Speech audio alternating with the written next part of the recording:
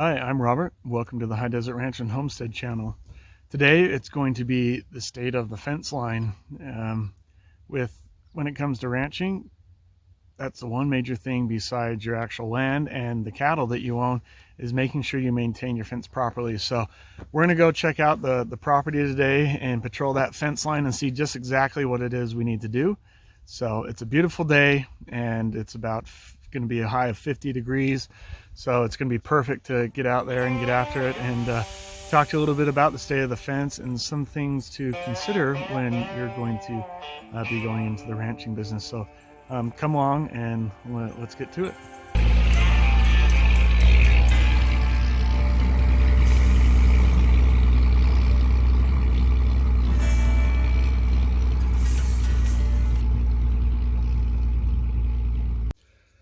Alrighty, so today, like I say, is the state of the fence line, and it's when it comes to ranching, it is very important to have a properly secured fence line, because the last thing you want is for cattle to be out into other people's property, causing all sorts of havoc, or even getting out onto the highway, getting killed, and causing serious damage to motorists on the highway. So one of the interesting things too is when it comes to ranching, one of the biggest costs is actually fence line. And when you figure, you're talking not just hundreds of feet, but even miles of fencing.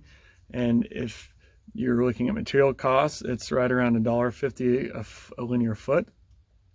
And there's 5,240 feet in a mile. That ends up adding up to be a lot of money. So and then there's the gates on top of that, and then even the posts themselves. But of course, that's included in that cost minus the gates. Gates can range from anywhere from $100 to a few hundred, several $100s, just depending on the type of quality you want and the size and what have you. So just a few things straight off the bat.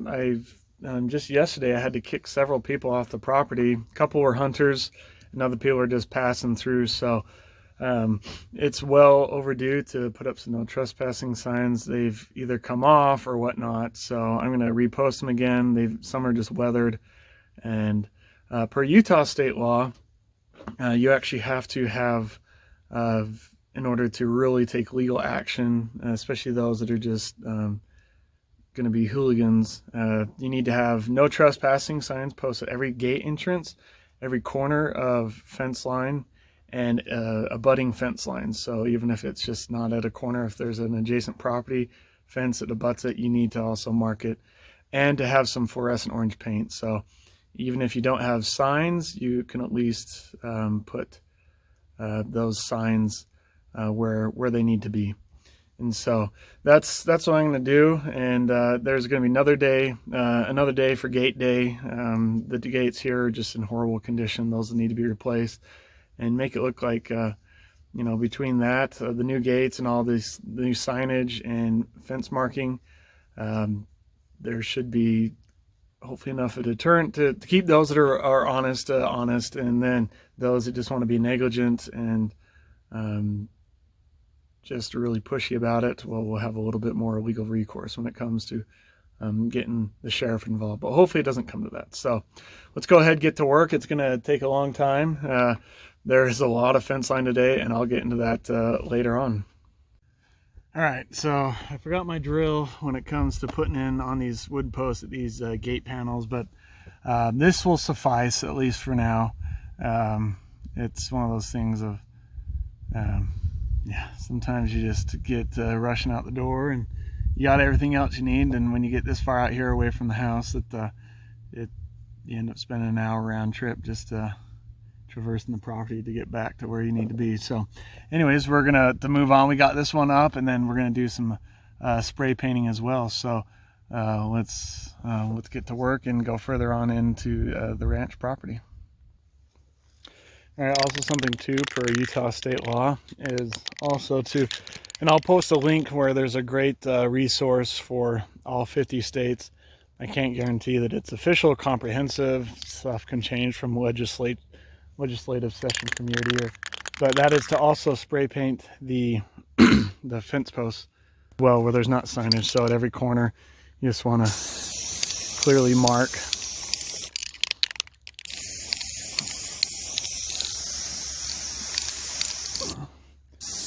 so people understand that this is private property.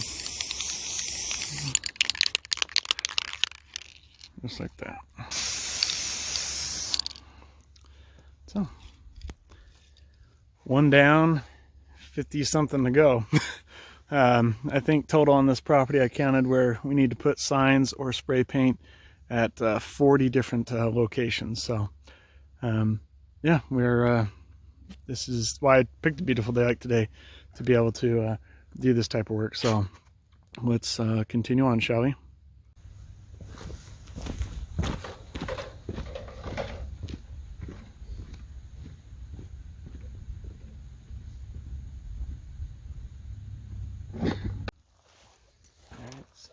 If you're going to be doing fencing, one of these is a rancher's best friend. It's fencing pliers.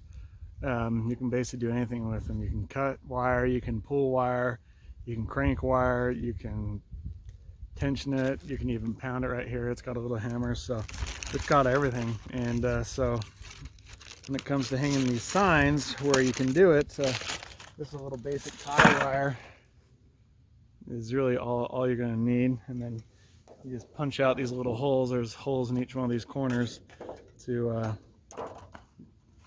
to hang up your sign. That's the thing too, is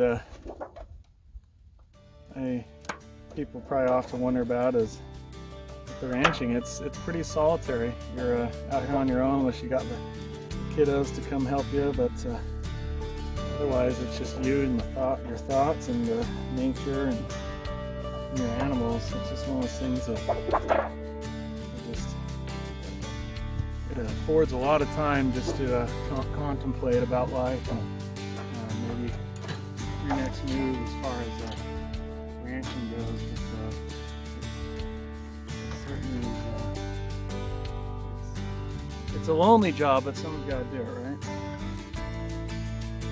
If you got a pair of linesman pliers too, that works really well for twisting wire. These fencing pliers do a good job, but can be a little bulky at times. People from the city wonder why folks from the country listen to country music. Well, I don't know, it's just when you get out here and you got you're putting down on your tractor or you're doing this kind of work, it just lends itself to that genre of music. You know? It's hard to explain unless you're already out here, but anyways, I appreciate you coming along with me. It's one of those things that I do it for you guys, so people can understand how and where food comes from, because we're losing that more and more each and every day. And yeah, so it's important to get that word out. It'll really help out. Alright, so how does that look? No trespassing? Perfect. Alrighty. We'll spray paint a few of these posts as well. This corner post. And move on.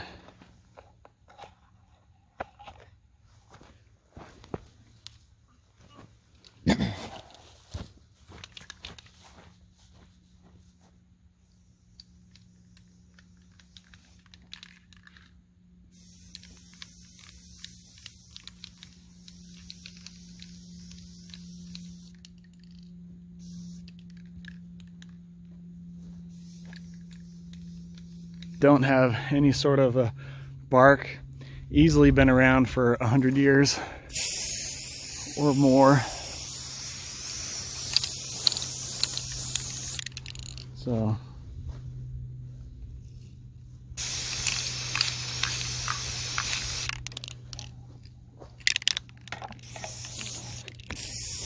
try not to get paint all over, right?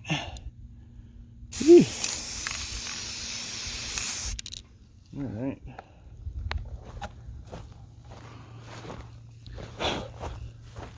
So we'll have to come back and put some signage on some of these fence posts, but like I say, state law of Utah states that even at the corners, it must be marked, because outside corners, I should say, like such as these, this sign will take care of that one, but put another one right up there. But the orange fluorescent paint should have this other main gate. We get a lot of people that just try and pass through.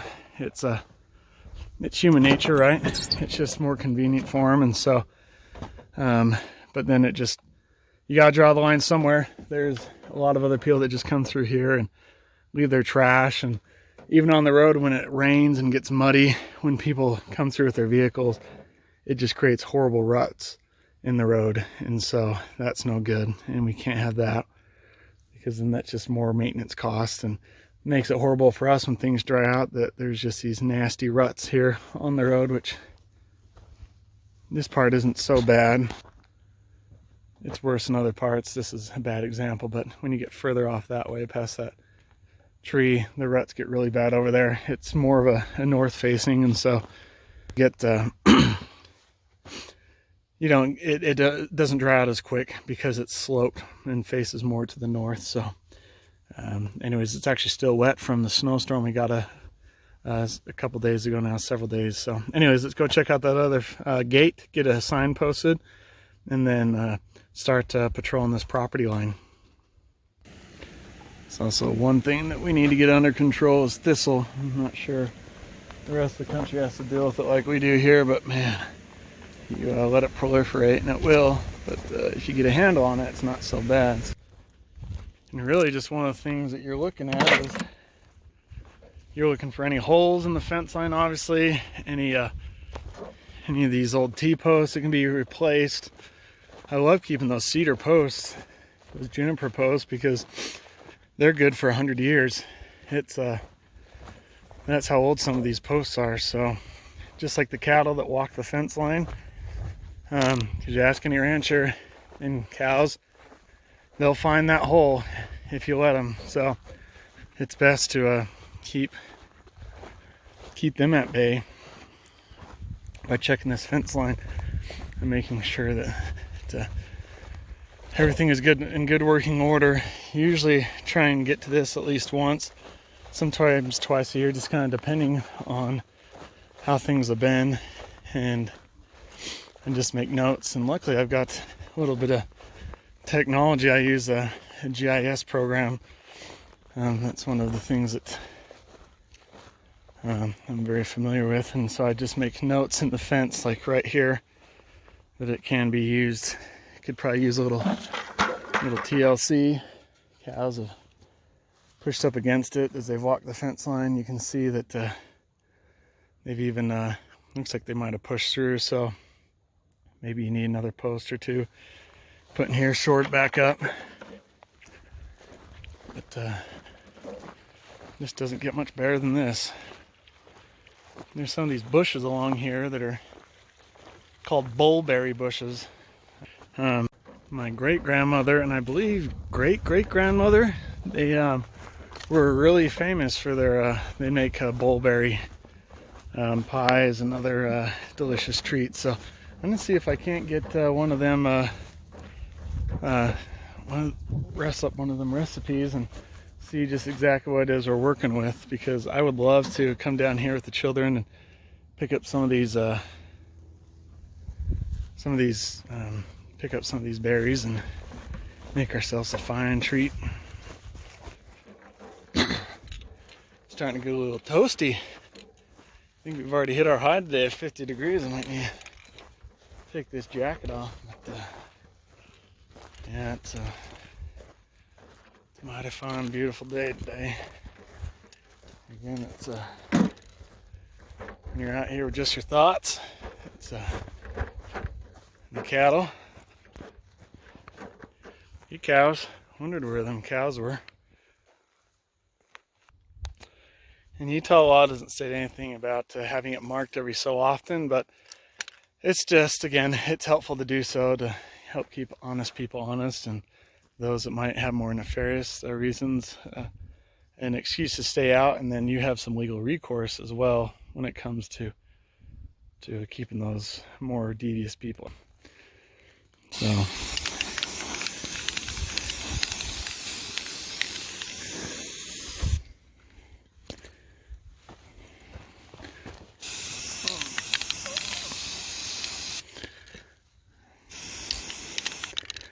So way off in that corner, and just kind of splitting here in the middle, and then another corner. I'll mark that. And like I say, I got a lot more trespassing signs along the way because I got to put them up at the corners as well, just so people know. But at least get this orange paint up. It's mainly people just coming here at the gates that we have our trouble, but you never know. They might try and get clever. So yeah, there's them cows right there. That's the one thing about cows. They stare. They're kind of a prey animal, so they actually, their response is not to fight, but more flight. So even when they're in large groups, that's what they tend to want to do. So that's why they just stare. For you folks back east and in the south, prepare to be utterly amazed. This is what we call a river here in these parts, in the high desert. That's our river. Massive. It's almost impossible to ford across, right? Just try not to think too hard about the mighty Mississippi River. This is when I need one of those, what are them things called?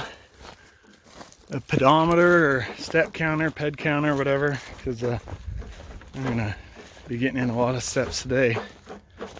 Sure, I can do some basic arithmetic and find that out, but yeah. Anyway, this also should be like the ramblings of a rancher when it comes to state of the fence line day, right? Yeah, I don't know if I chance trying to get across this river. Too wide, and I don't want to go for a drink today. So, would you look at that? Contrails that don't go away on a clear blue sky. Bluebird kind of day. Little Kentucky bluebird, am I right? Also, another thing, as I reflect and ponder upon things and just what exactly the future holds, as I inspect the fence line, I walk by this building such as this, I think about the sacrifice and dedication of those who came here over about 170 years ago to come to this harsh climate, this high desert country, and to strike out a living and provide for their families and build for the future and be that stepping stone for future generations such as myself.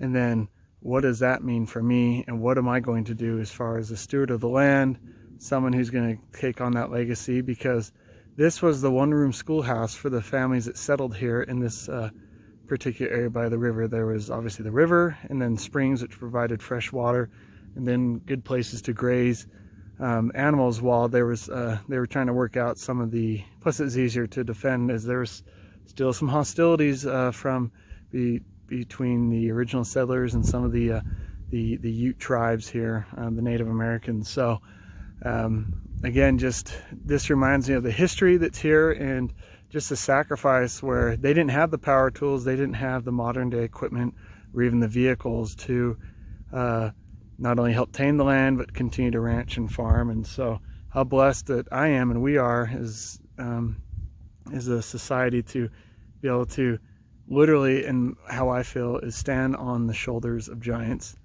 And it, again, as I walk these fence lines, it just gives me that appreciation. No power tools. And I'd just like to think about the people who, my ancestors that installed these fences, and what just that means to me.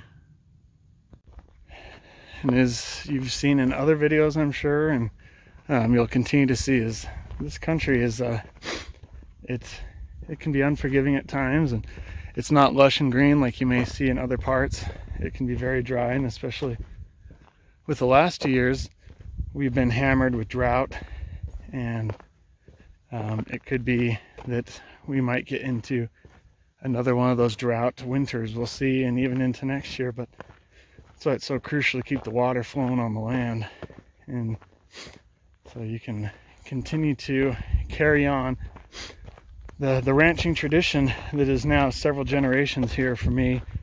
And that's one of those things of what do you do, the decisions that need to be made, the balancing of finite resources and manpower. So it's one of those things of you gotta pick, choose, put your head down, and don't look back sometimes. And if you do look back, you'll look back to contemplate just exactly the mistakes you made, the lessons you learn, and you move forward. Let's head back to the truck and then patrol that, or check out that eastern fence line and do some marking up around there, shall we? And even check out that south fence line that I haven't been there, and I can't remember the last time. So